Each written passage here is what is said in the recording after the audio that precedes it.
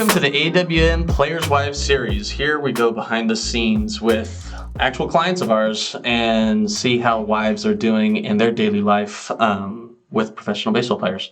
I'm your host, Josh McAllister. I'm here with Sarah Garver today. She is the wife of Texas Rangers catcher Mitch Garver.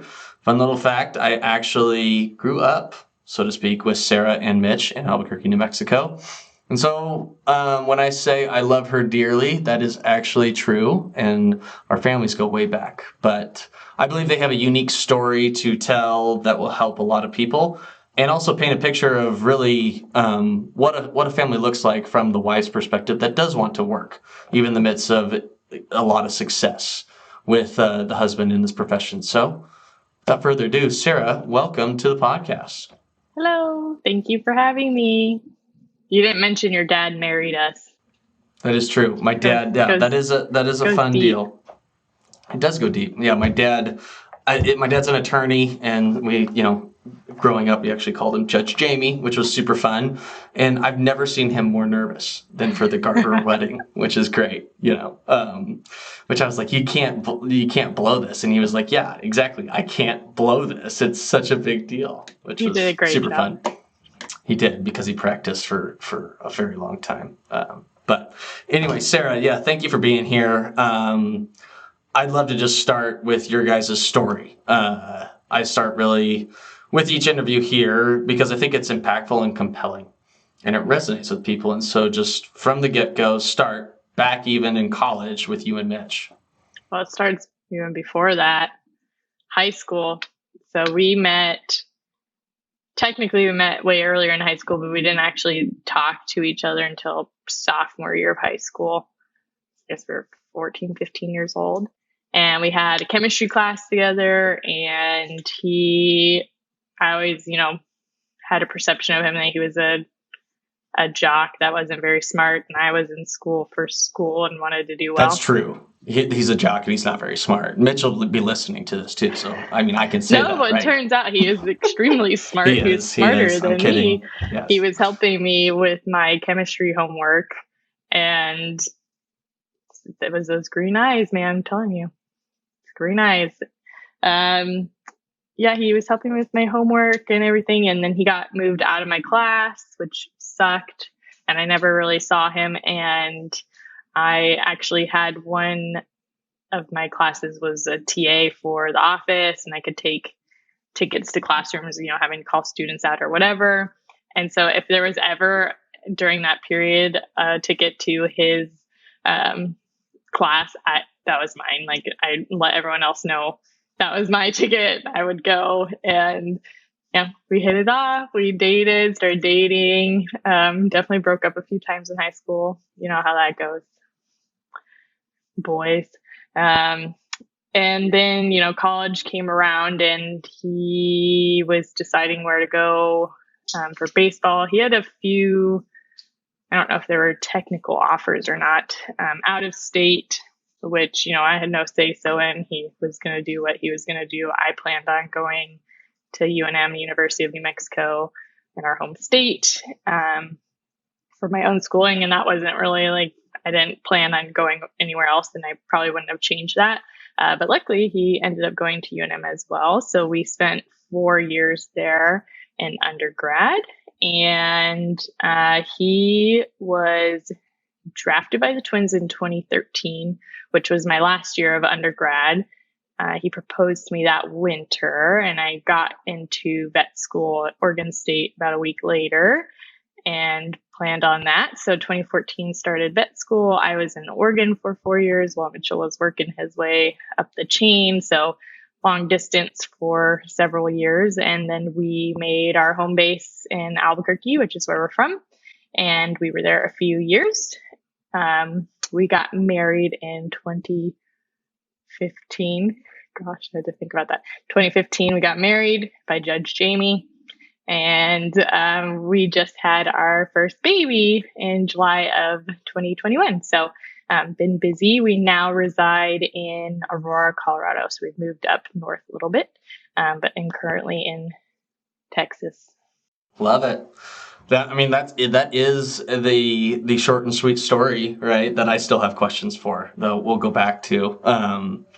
It is funny. I mean, we both went to the same high school, right? And I actually played club ball with Mitch way back when, even before Sarah was, we'll give Mitch an out, right? Like, he actually set eyes on you and knew that he was going to marry you. He just didn't know it at the time, even just through the breakups. I married my high school sweetheart. Same thing happened. But I digress.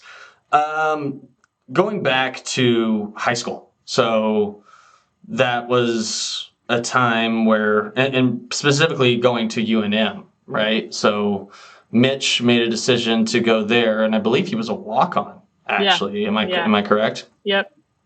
Yeah.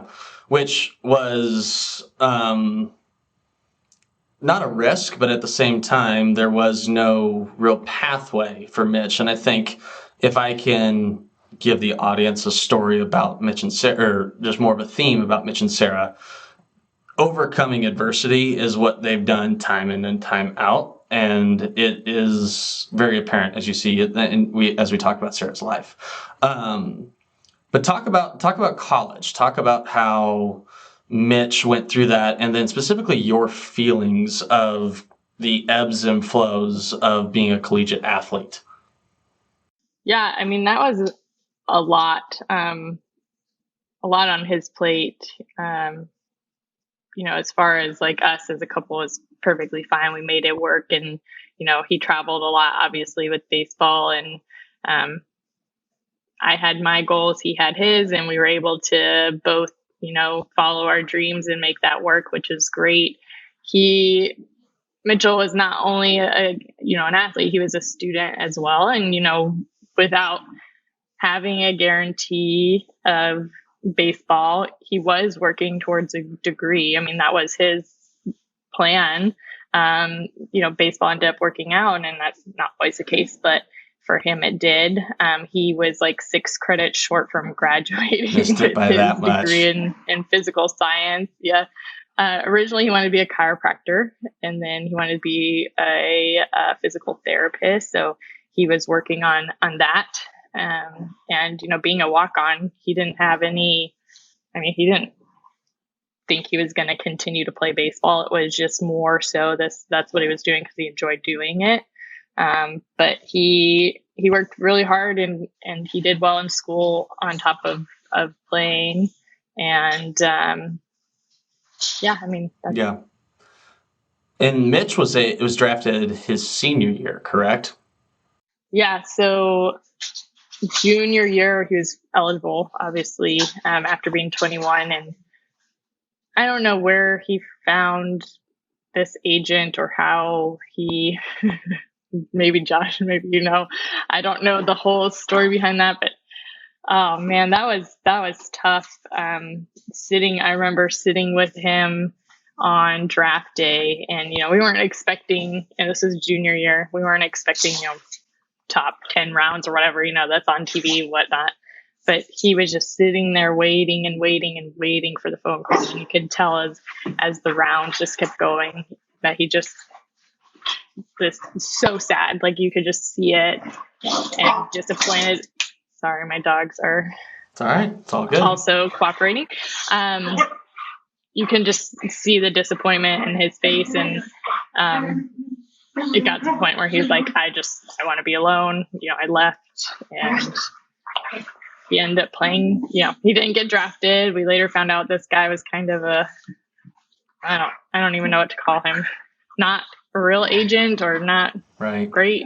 I don't know. Not truthful. And got rid of him. We found Fred, who we're still with, Fred Ray, who's amazing. And, looking back on it, yes, that sucked. And I know that was a really hard time for him because he had all these hopes that he was going to go his junior year. But through that, he had the opportunity to play in the Cape Cod League. And that's something that, he wouldn't have been able to do. And he made a lot of great friends there, a lot of good relationships. He started working with Fred, and then he was drafted his senior year. ninth round, I believe, ninth round to the Twins. And it was very exciting. Yeah. Wasn't ninth? Good enough, I think. Yeah, 8th, 9th, 10th, somewhere around there. I think ninth. Ninth. Yeah, ninth.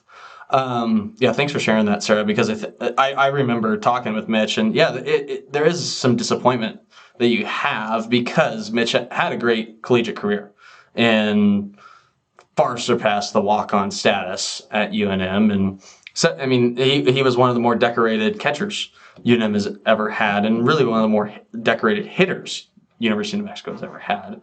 And then to not get drafted your junior year, yeah, that's kind of a punch in the gut. And I would say more so there because there was this buildup of, oh, maybe it is a reality. Maybe I can continue to play the game that we all love a little bit longer. And then it's a no, which is difficult, hard, etc., just like you just talked about. I will also say that I love the fact that there's dogs in the background with Sarah because she's also a vet, which is what we're going to get into in later in the episode. But before we do that, talk about getting drafted now and then getting into minor league ball with you getting into vet school and going through that. Yeah, so he was drafted in June or July of 2013. I was still finishing undergrad at UNM. I didn't graduate until 2013 of December, which is practically 2014. So we got engaged that December, and I found out a week later that I was going to Oregon State. I hadn't committed officially until the following April, and started my time at Oregon State in 2014. So in 2013, he spent his first rookie season in Tennessee. I was still in New Mexico. I got to travel a little bit and see him, which was nice, in between working and school. And then 2014, his first season was in Cedar Rapids. Yes, Cedar Rapids, Iowa. So I was in Oregon. He was in Iowa. We made it work. He was a few hours ahead. I would say the hardest year was the following year. He was in Florida and I was in Oregon. So we had quite a bit of time difference. On the web. Thank you, Siri. We had quite a bit of time difference, and I was so busy in school, and then he would have his games really late at night. So, obviously we made it work, but it was definitely harder to communicate as often. I don't know why Siri is also talking. Take that. So yeah, that was tough. And what was really hard is, being a student and being in the minor leagues, we essentially made no money. I mean, we didn't have any money. And of course, I had not a lot of flexibility, but more, in comparison as far as what we were doing to be able to go see him. When you're in the minors, you don't get days off. You can't go visit on a long weekend or holiday. So I would scrap up the money to go see him during spring training, during my spring break. And it was hard. It was really hard to be able to do that. Flying from Oregon to Florida, which is where he had spring training every year. It's a whole day of travel, and I only have a week. So it's 2 days out of my short week I already have there of just traveling. And, luckily most of the time I was on a break from school and I had finals the week before, so I didn't need to worry about studying or anything like that. And I could just enjoy my time there. But, I had to get, if he was not in a place where we could stay together, with he had roommates or whatever, or he was staying, I think one year he stayed at whatever it's called, the dorm through the Twins. So I would have to get a hotel and a rental car and or an Airbnb, and it was hard. It was really hard to do that, and there were definitely times where it would have been easier not to financially, but I knew the importance of going and seeing him, and that it was always a strain, but we did it. And then he would typically, after the season ended in September, October, would come out to Oregon for a few weeks. And then I would try to get home for winter break back to Albuquerque and see him then. But we, during that 4 years, the most we were with each other at one time was probably 3 or 4 weeks. Was there ever a question of, hey, why are we doing this? Like, should we, just talk about that. Like as far as careers or being together? Like apart, Mitchell's in the minor leagues, you're making money, but at the same time also in school, and you guys, because the reason why I ask is partly because I want to be able to showcase that, hey, there's perseverance and there's struggle, but at the same time, it's not, there is hope and light on the other side, so to speak, for both of you to pursue what you want to be able to do together, though. Like, talk about that. Yeah, no, we never, of course, there was always talk of whether or not it was a good idea or responsible to spend that much money for a short trip or whatever. And, we ended up deciding each time that, yes, it was important that we saw each other. And so we did it and, ended up okay. It was a little stressful at times, but we made it work just fine. I would say like a very common phrase that we say, I don't know if Mitchell says it as much as I do, but it's only temporary. And there's so much in this life, in this lifestyle, and it's only temporary. So it's not a forever thing. It's not forever that we're going to be, long distance. It's not forever that I'm going to be in school or that he's going to be in the minors or playing baseball. It's only temporary. All of this stuff is only temporary.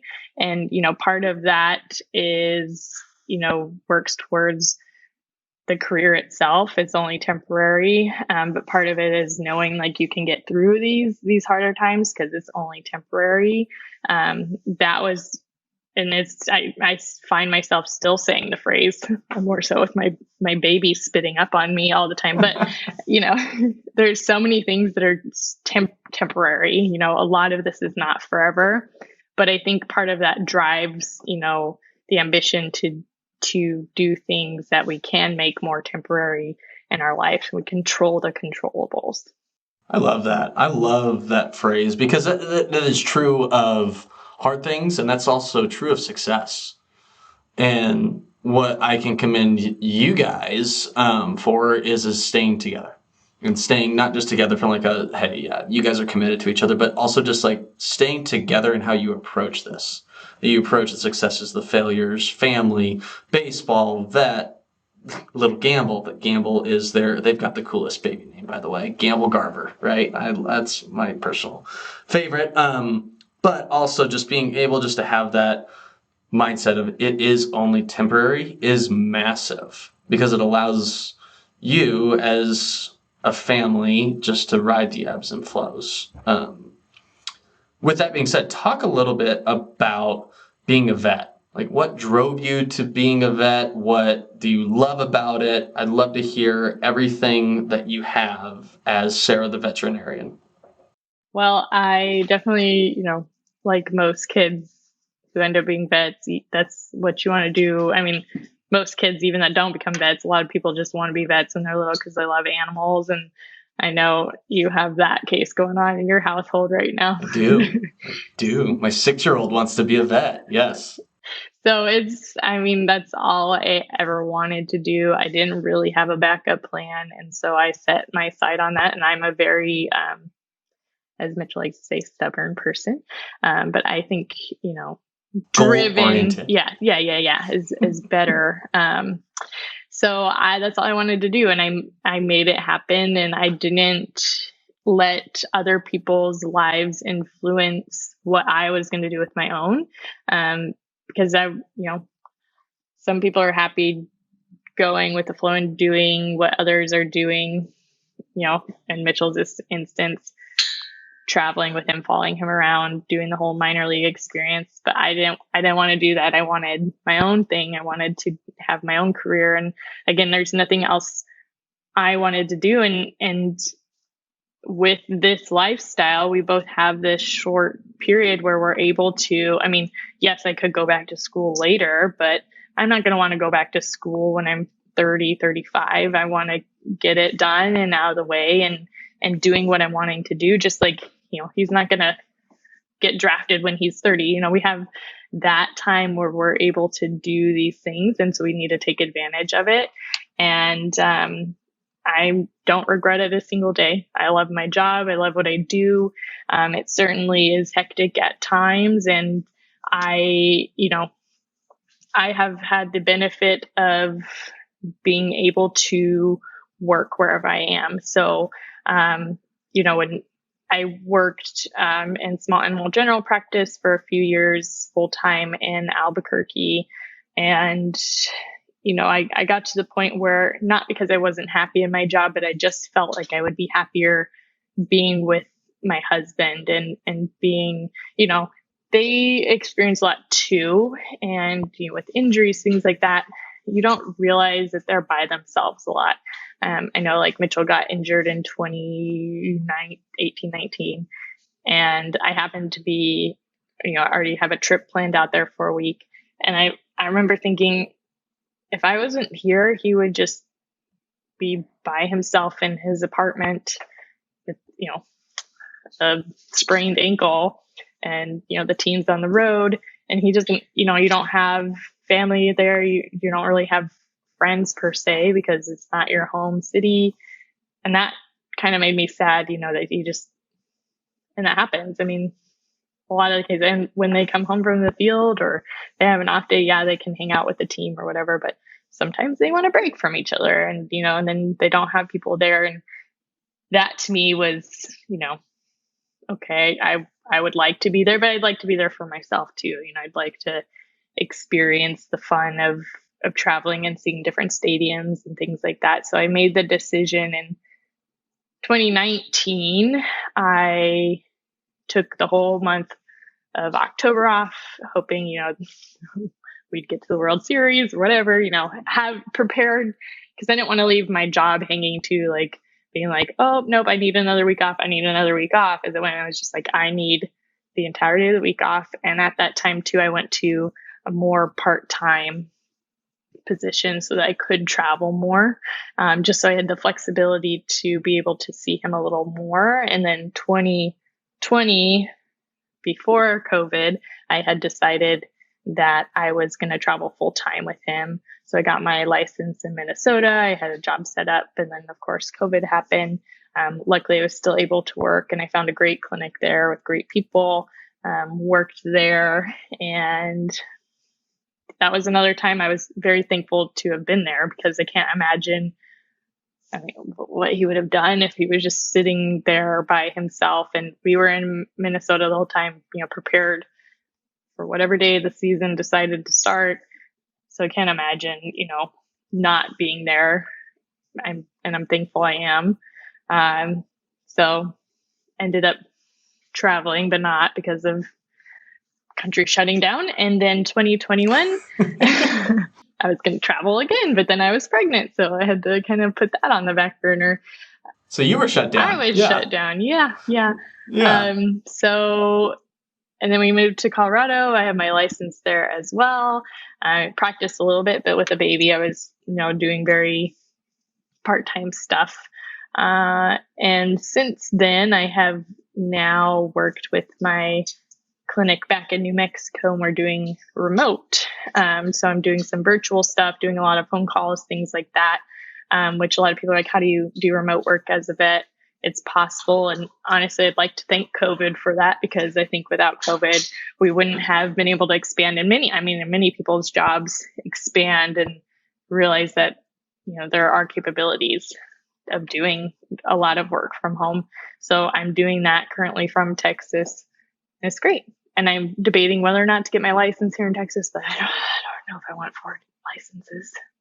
That's a lot. I don't even know the requirements to keep up with. Maybe there's continuing ed, maybe continuing education. Like, I have to keep up. Every state's different. I have a DEA license, which encompasses all states. I don't have to get that in every state. Some states require a pharmacy license separately, some don't. So I have to keep up with all of that. Yeah, which is the minutia. Not why you were a vet, right? You want to work with animals and help them and help families with animals, right? I love hearing the passion, even just like listening to you of walking through your life of, okay, COVID hit, okay. And Mitch also had a very successful 2019 year that you conveniently glossed over, which I'll reiterate. Like Mitchell won the Silver Slugger Award, right? Mitchell played himself into prospect level, which then played himself into making the team, which played himself into just becoming one of the best catchers in the game currently right now. And it wasn't supposed to happen like that, but Mitchell worked hard to be able to get to where he is at. And yet at the same time, you were working equally as hard at your profession throughout your family moving all over the country, throughout now being traded, through your own personal move from New Mexico to Colorado. Given that, I want to know why you continue to work, because you guys have been blessed on all levels of, call it resources, right? But there's a purpose and there's a meaning as to why you work. Talk about that. Yeah, I mean, I feel like that's has a lot of different reasons, different answers. The big and easiest answer is that I enjoy working and I enjoy what I do. Certainly, I enjoy practicing in person, hands-on, more so than working from home. But I'm very thankful to be able to do this right now, in the situation I'm in. I have a baby I'm taking care of. It keeps my mind fresh. I just want to be doing that. And, I put a lot into my school and my career, and I want to make sure that I'm, keeping up with that. Not because I did it, but I want to. It's kind of a, internal conflict a little there. But another, big part is that keeping my mind fresh. Certainly I could take a few years off, raise my child, which, there's nothing wrong with that. But like I tell people, being a vet is my easier job than being a mom. I mean, being a mom is a lot of work. And so I like going to my easier job.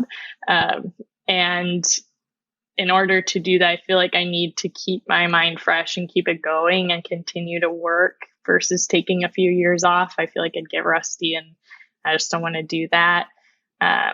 But I want to be able to work long term. And another big part of that, and another big driver, behind that, beyond that's what I want to do, what I've always wanted to do, is that we don't, in Mitchell's career, we don't have a guarantee that he's going to be playing tomorrow. So many things could happen. Injury, illness, pandemics. There's, someone working their way up the line to take your spot. There's always something, and it feels great having security in my job and knowing, if he were done with baseball tomorrow, yeah, I'd be sad because it's his dream and his dream's done. But as far as like the financial side of it, we would be okay. And I have my career, and I have the ability to, if I wanted to go back full time, do that and be the breadwinner of the family. Yeah, a lot of things. Thank you for sharing, Sarah. The biggest thing that I hear in terms of just what you said was its purpose. It actually, you didn't say this, but I think we can make this assumption is what you were getting at. It makes you a better spouse. It makes you a better mom. It makes you a better Sarah Garver. I mean, I have 4 boys of my own. My wife does not work, and I'm not saying that it's not a one-size-fits-all approach. It's more or less figuring out what works for your family. Figure out how you guys can envision the life that you guys want to achieve to be able to achieve the priorities you want to achieve. And being a veterinarian, it doesn't matter what you do, right? It could be just being a mom. I don't want to say just a mom, because it is a very difficult. Yeah, it Kelsey's is not. Working yeah, we actually 20 jobs a day. Correct, with 4 different little tykes that have their own agendas. And she actually got chewed out one time by a grandma at our church because she called herself just a mom. And the grandma was like, no, Not just a you are mom. not just a mom. Mm-mm. Yeah, it was amazing. So we actually say she's the lion tamer now, but that's a story for a different time. Yeah. But you could be a mom. You could be a veterinarian. You could be in finance. You could be an attorney. You could be, you could be whatever brings you purpose and what actually ends up helping others from that standpoint. That's the goal, right? You want to be able to help fur babies, so to speak. You have a passion for that. You know the joy that a dog or a cat can bring a family and the pain when they leave. So you want to make sure that that is theoretically optimized for the family. I mean, just to quote previous conversations that we've had. So yeah, I just want to commend you and highlight that because you don't necessarily need to work. You're choosing to work because it's for the betterment of your family and for others. Is that fair to say? Yeah, I mean, I couldn't. I don't know. I could not work, child or not. I enjoy being very busy, and the baseball life, even with traveling. I mean, Mitchell's gone to the field from 2. If he has a 7 game, he's gone 2 till 11 at night. Like, what do you do in that time if you're not at the game? You can find things to do, certainly. I like to fill my time, and I'm lucky to be able to work because I enjoy doing that, and I'm filling time at the same time. So Yeah, I love it. Given that, there's going to be a lot of wives out there in the baseball world that are trying to manage their work alongside their husband playing this game, whether they're in the minor leagues, whether they're in the big leagues, or somewhere in between, right? What advice would you have for wives going through that, for their feelings, their emotions, their dreams, their visions? Yeah, just talk about what you've learned and what you maybe wish you knew back then. I guess my advice would be do it. If it's something you want to do, there's no reason, especially not baseball. Baseball should never be the reason that you shouldn't pursue it or be able to. And, again, 4 years ago, 3 years ago, I never thought I'd be working at home as a vet. And here I am. And, you can make these things happen. If that's something you really want to do, you can find people to work with you and make it happen. And again, it goes back to that it's only temporary, and that's a lot in this case. Me working from home, it's only temporary. And again, baseball is only temporary. It's good to get your foot in the door with those things you are wanting to do, because if baseball's done next year, you have your path and you're able to continue forth with that. Nothing wrong with starting your path later, if you waited for baseball to be done, but it's nice having the security that you already have, this path to go on. You already have your foot in the door to continue with whatever you've already been doing. And again, COVID sucked, yes, but it's really opened up so many opportunities, especially in our crazy lifestyle of traveling and whatever, to be able to do so much more on the road or from home or in different states. You don't necessarily need to be in an office in a city, all the time. There's so much more opportunity now to work and do whatever, from home or from the hotel in New York or wherever. It's not like you don't have to be stuck in one city anymore, which is nice. Love it. Sounds like 3 things summarizing in closing is be flexible, be willing to work if that's what you want to do, and then also just get on the same page with what your family wants to be accomplishing, right? What are your priorities? What do you want? And it's not so much as like, hey, if you want to work, make sure you make time for it, but also define if you want to work as well with what works for your individual family. Fair? Fair. Well, Sarah, thank you. Thank you for sharing your story. Thank you for taking the time to, just provide help, guidance coaching for other wives that may be going through, or significant others that may be going through what you've already done. And kudos to you and Mitch, and we look forward to seeing your continued success even after baseball, because it is only temporary, right? That is the moral of this story. It is only temporary. That's right. Thank you, Sarah. Thank you.